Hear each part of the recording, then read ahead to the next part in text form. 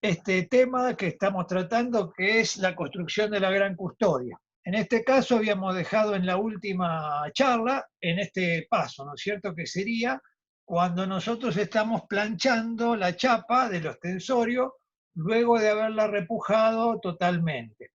Entonces, recuerdan que habíamos hablado en la última clase del tema de eh, de usar un trapo arriba, usar un trapo abajo. ¿Por qué es eso? Bueno, porque nosotros lo que queremos es hacer un golpe suave, un golpe que no sea tan violento, para que de esa manera nosotros podamos este, empujar suavemente sin hacer una marca muy violenta. Pero sobre todo, ¿por qué cosa? Que el otro día no llegué a tiempo a explicarlo. Porque nosotros ya hemos repujado los volúmenes. Entonces, si yo quisiera planchar, si yo quisiera martillar sin la protección de los trapos, sin la disipación que generan los trapos, aplastaría irremediablemente los volúmenes logrados con mis cinceles porque estaría golpeando en directo. Entonces, de esta manera, con los trapos, yo lo que evito es que se me achaten los volúmenes logrados a cincel. Entonces, los trapos me hacen de amortiguador, tanto en la parte de arriba como en la parte de abajo. Entonces, una cosa es martillar o planchar una chapa que está totalmente plana, como si fuera en el primer caso, que estaba simplemente marcada a uña, trazada, y otra cosa es cuando uno quiere planchar, rectificar una chapa que tiene todos los volúmenes.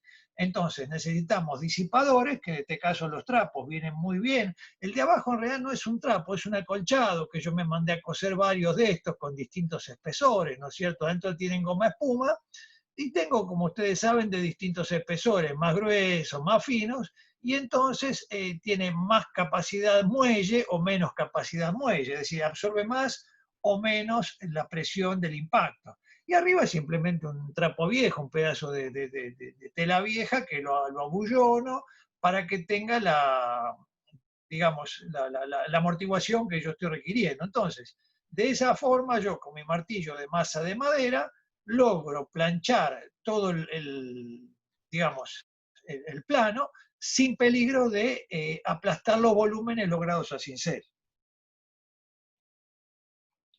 Acá en este caso ya dejé por este momento los trapos y estoy golpeando en el centro del ostensorio, que es lo que va a ir calado, para aplanar esa sección central por medio del martillo que está golpeando en la parte que no tiene cincelado, digamos. Todavía pueden ver las chapas que en los bordes está totalmente deformada, pero lo que a mí me interesa, que es la parte cincelada, ya de a poco se va rectificando, se va aplanando, vamos logrando lo que estamos buscando. Y es como siempre, ¿ven? La tensión va yendo de adentro hacia afuera, que es lo que yo estoy logrando al golpear en la parte central.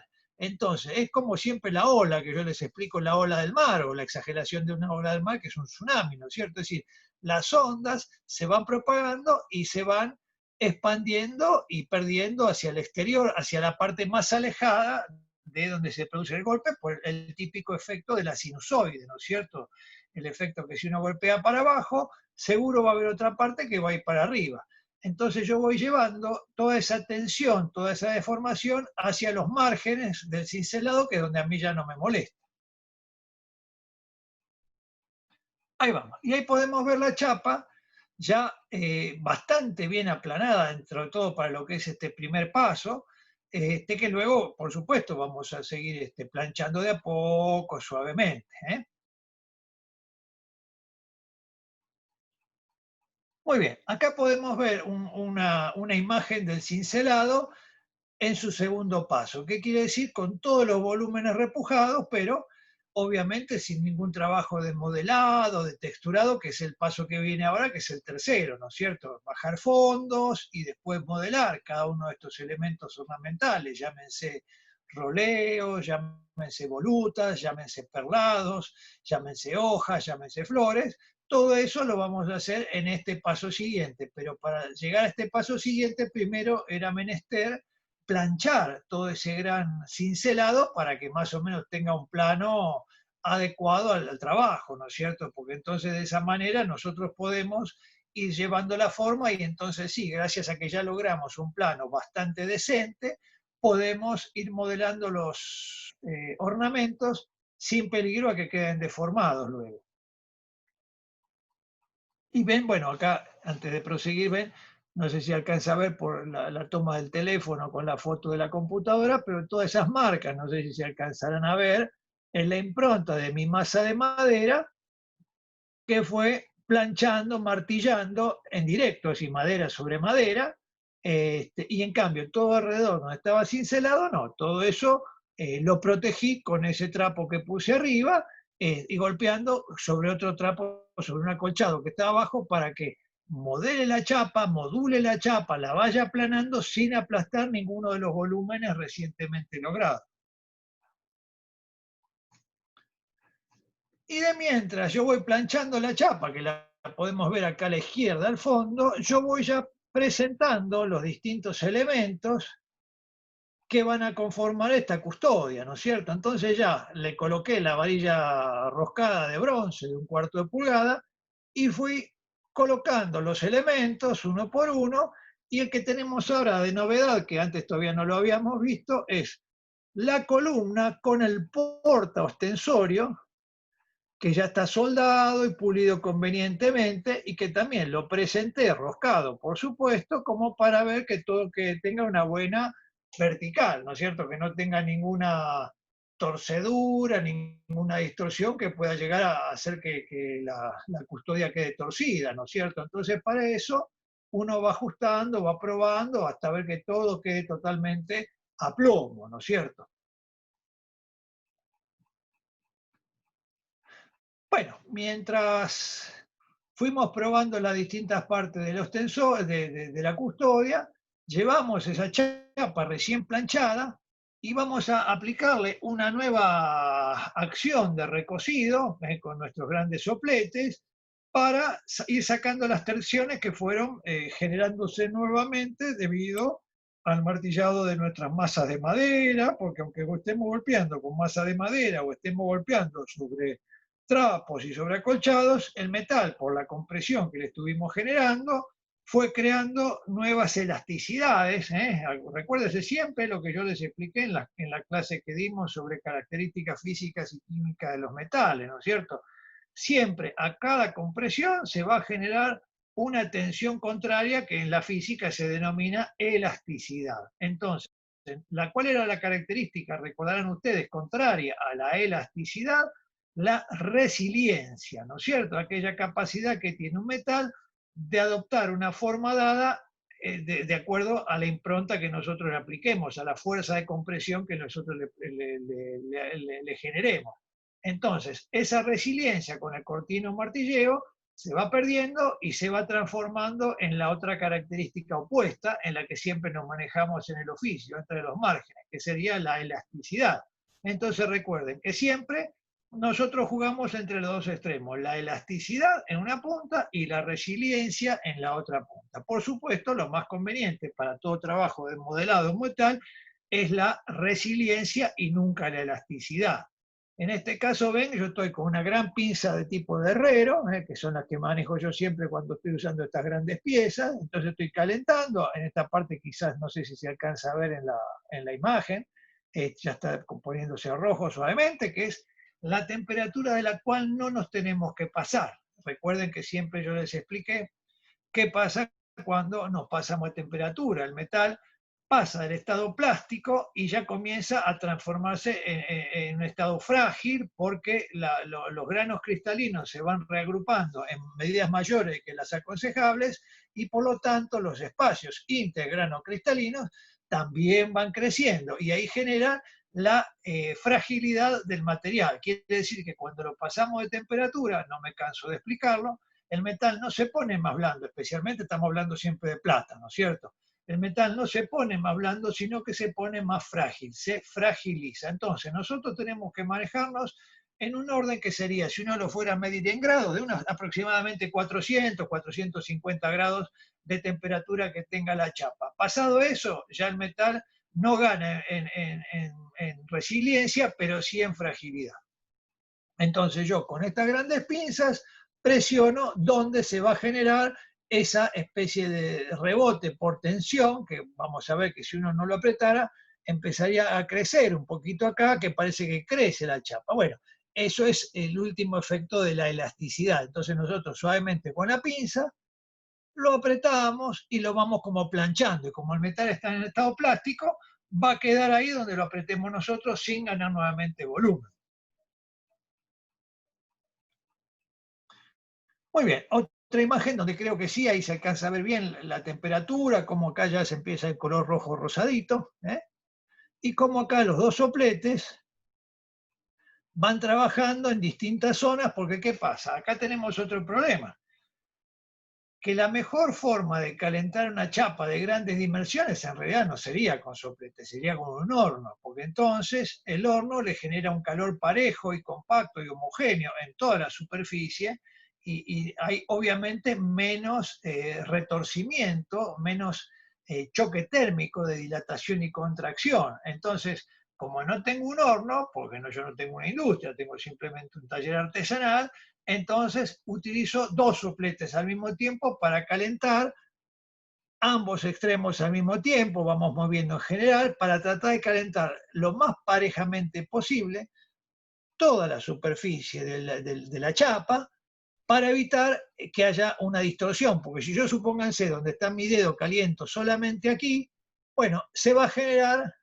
una contratensión, que es lo que sería una dilatación y lo que sería una deformación de la chapa en el otro extremo por el mismo proceso de efecto de calor, de choque térmico, ¿no es cierto? Entonces, estas chapas grandes siempre son más aconsejables calentarlas lo más en forma general posible, ¿no es cierto? Y por eso dos sopletes de estos grandes son ideales porque, bueno, mantienen bastante planita la chapa, ¿no es cierto?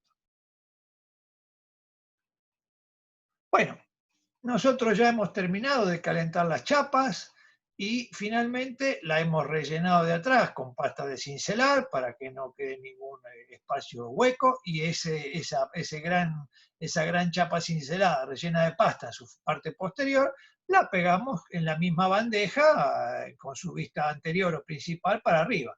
Y también, obviamente, por una cuestión de economía de tiempo para este documental, yo ya había cincelado todo el trabajo, ¿no es cierto? Y lo cité a mi fotógrafo para retratar, documentar la última parte de la parte central de la corola del ostensorio, que todavía estaba sin fondear, sin modelar y sin texturar. Y entonces de esta manera podemos relatar cómo sería el proceso, que ustedes ya lo conocen de sobra, ¿no es cierto? Viene el fondeado, viene el remarcado, viene el modelado y por último el texturado final.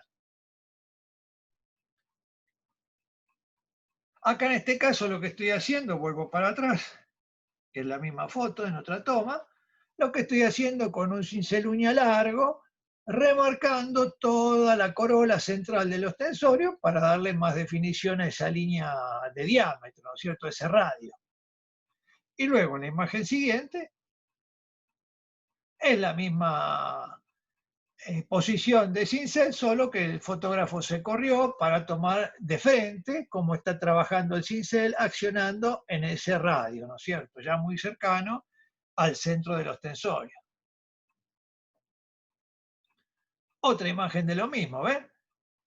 Y obviamente esta parte central, que ahora está totalmente lisa, es la que luego va a ser calada, la que luego va a ser recortada, para soldarle ahí esa caja que habíamos visto antes con columna, que era el porta ostensorio. Como ven, es una pieza con bastantes trabajos, ¿no es cierto?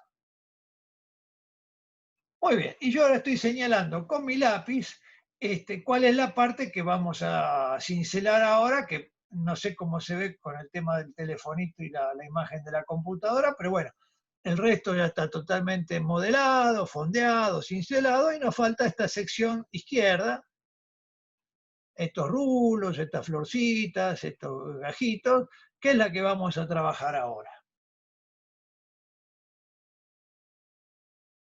Vieron, la misma maña que en los otros procesos. Llega un momento que el metal, por el gran tamaño que tiene y la cantidad de cincelado que ha sufrido, el metal se va tensionando, ¿no es cierto? Y entonces va queriendo despegarse de la pasta contenedora por la gran fuerza que está haciendo. ¿Vieron cuando la caliento la chapa al despegarla, que se dobla como una S, ¿no es cierto? O como una U.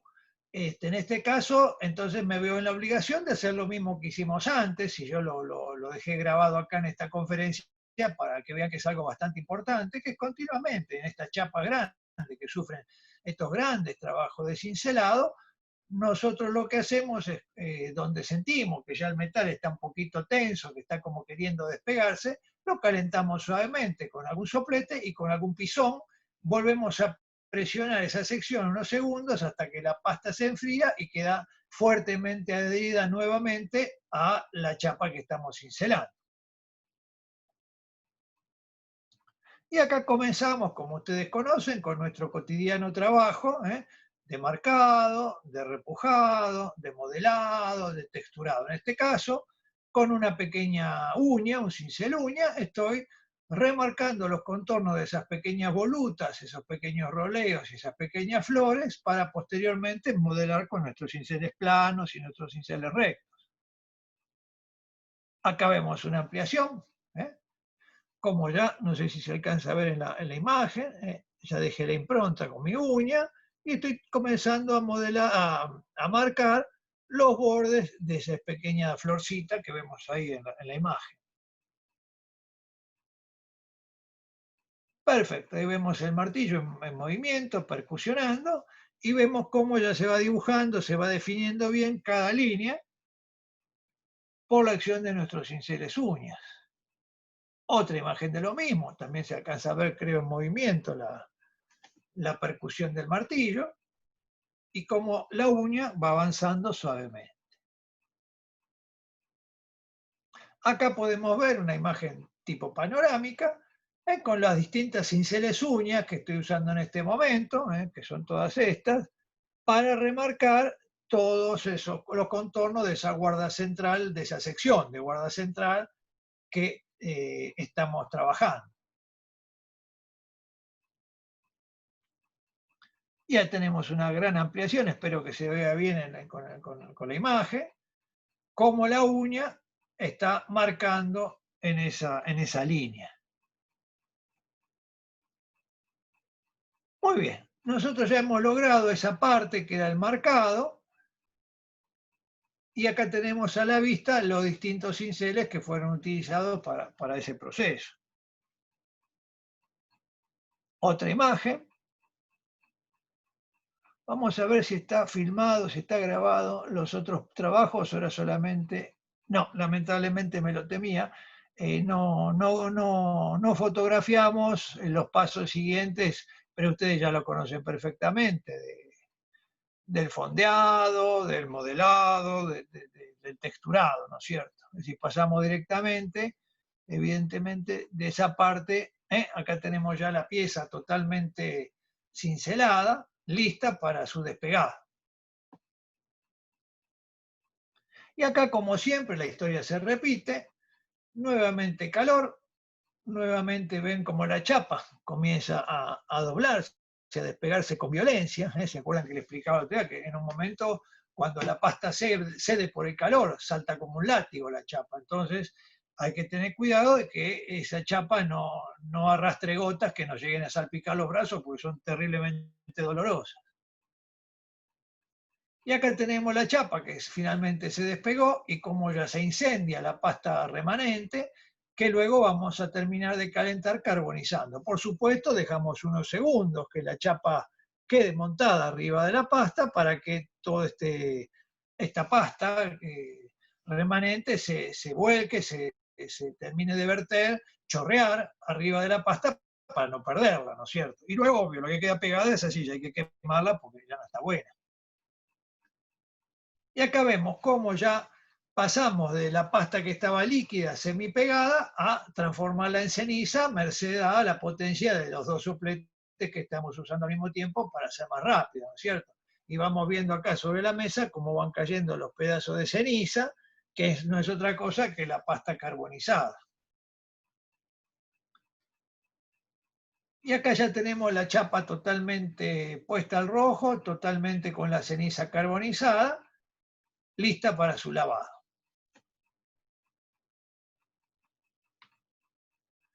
Ahí va, como siempre, la llevamos a nuestro lavadero, un poco de agua, un poco de detergente, una esponjita y buenas noches. Y luego viene el trabajo que hay que tenerle más, prestarle más atención, que es el aplanado final. Y ese aplanado final incluye muchas veces el repujado de ciertas partes con nuestros cinceles, con nuestros cinceles rectos, con nuestros cinceles bolitas, porque quizás alguno de los volúmenes quedó un poco por debajo del nivel general. Entonces, colocamos sobre la mesa de madera algún acolchado, como los que vimos anteriormente, este de color gris, que tiene un cierto espesor, y luego apoyamos la chapa y con algún cincel pesado y el cincel algún martillo pesado y el cincel correspondiente, vamos logrando recuperar esos volúmenes que quizás se vieron aplastados por la deformación general. Incluso fíjense, yo hice tomar esta foto, hasta con la mano a veces, es tan poco, es tan sutil la diferencia de volúmenes, que a veces hasta con nuestro puño cerrado, dándole algunos golpes secos, logramos aplanar, dejar a nivel esa sección que está un poquito deformada. Fíjense que en general ya la chapa está bastante planita, ya son sutilezas lo que estamos haciendo, pero mientras más plana la dejemos antes del calado, menos vamos a trabajar después.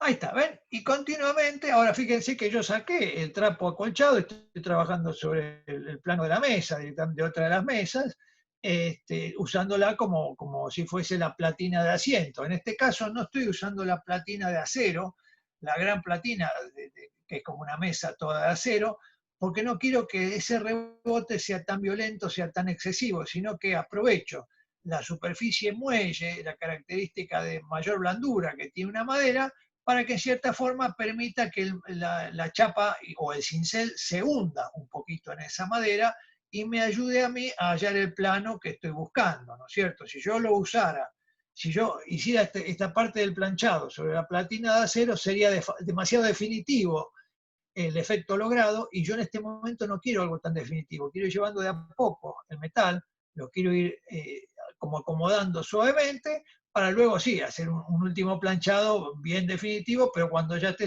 seguro que toda la superficie tiene un plano de apoyo razonablemente bueno, ¿no es cierto? Y en este caso, me olvidaba de explicar, fíjense que agarré un cincel uña, y con un martillito estoy pegándole una remarcada rápida en el último perímetro, el último diámetro interior, que es el que luego vamos a calar, a recortar. Entonces, yo aprovecho dos efectos en este caso. Es decir, por un lado, con mi cincel uña redefino más profundamente esa parte que voy a calar, y por el otro lado, logro que esa parte, esa sección del disco central, quede más plano con respecto a la línea de tierra. Yo ya no me acuerdo porque no lo estoy viendo, aparte de hace tantos años que le hice, yo no sé si este ya no es una uña cortante con la que estoy troquelando el interior. Vamos a ver la siguiente foto. No, todavía no, ven, es una uña común. Y ahora, con un martillo de los de aplanador, de forjador, estoy venciendo la resistencia de cierta parte, acá se alcanza a ver, pero no sé si se verá en el teléfono, justo la impronta que va dejando este martillo de aplanar en el borde interno, es decir, donde va a estar calado, por supuesto, en la parte lisa, cómo voy planchando sobre la madera para obligar a bajar ese aro externo hasta el nivel del plano.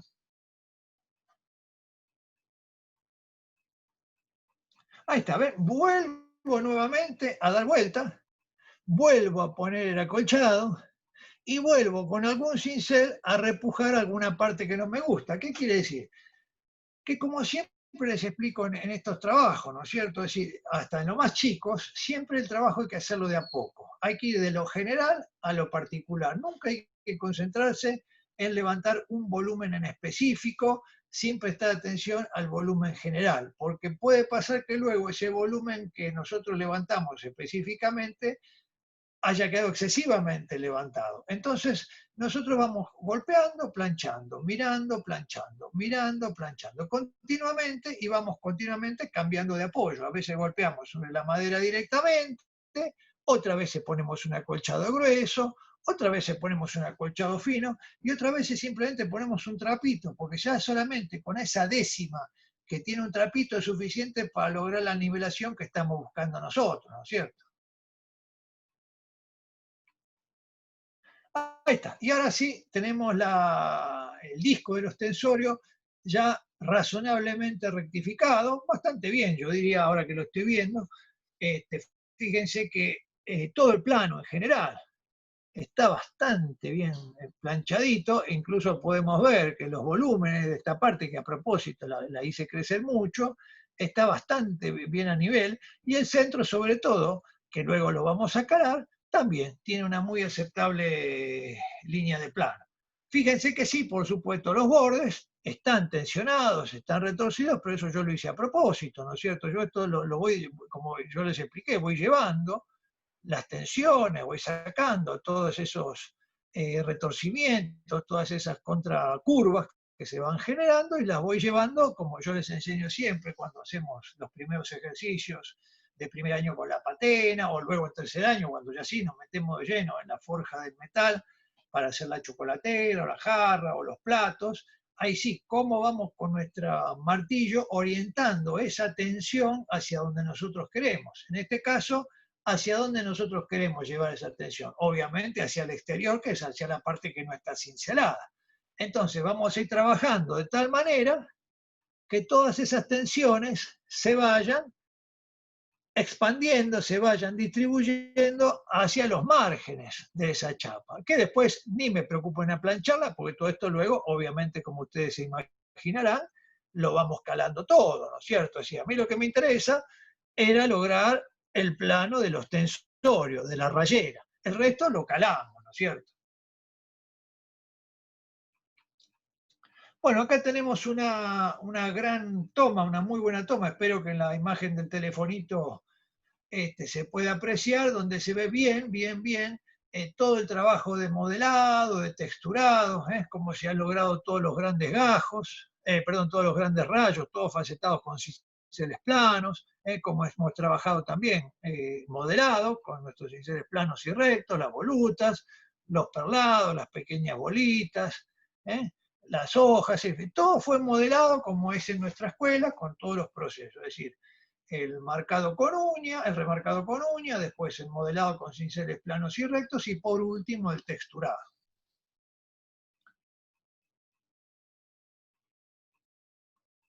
Perfecto, acá tenemos otra imagen en perspectiva, puesta medio en diagonal, que la sacamos a propósito, espero que se alcance a ver en la imagen. Ven las rayeras, cómo están bien logrados los ángulos en B corta, ¿no es cierto? Tanto el central, como la luz refracta, dibujando una parte en la oscuridad y otra parte en el brillo, tanto de los rayos principales como de los rayos menores. Que eso es lo que le va a dar fuerza a ese trabajo, ¿no es cierto? Cuando nosotros después lo estemos apreciando con luz natural o con luz artificial, vamos a ver una infinidad de reflejos que están definidos por todo ese trabajo estructural, geométrico, que hemos logrado con nuestros cinceles planos, en el tradicional trabajo de texturado. Incluso, no sé si acá se alcanza a ver, también como este aro central, este último reborde exterior, también fue modelado con cinceles planos. Entonces acá, por ejemplo, se ve un vivo brillante, acá ya se ve más oscuro, acá por el contrario se ve la parte de adentro oscura y la de afuera brillante. Es decir, todos los fulgores que le vamos generando, recuerdan que yo siempre les hago la reflexión de que el cincelado estructural es un poco como la talla, el facetado de una piedra preciosa. Nosotros tenemos que lograr imaginarnos cuál es la estructura geométrica ideal de cada ornamento y dotárselo a través del modelado de nuestros cinceles planos y rectos. Y a partir de eso, nosotros entonces sí, después si necesitamos, este no es el caso, porque obviamente son facetas, pero si es el caso, como en el caso de una hoja o en el caso de una voluta, luego sí, le agregamos el texturado correspondiente. Muy bien, acá tenemos otra que creo que todavía se ve un poquito mejor, fíjense en este caso, cómo se ve bien el rayo central, el otro rayo central, estos rayos secundarios, Y fíjense, bueno, cuestiones, cómo fuimos estructurando cada uno de estos elementos.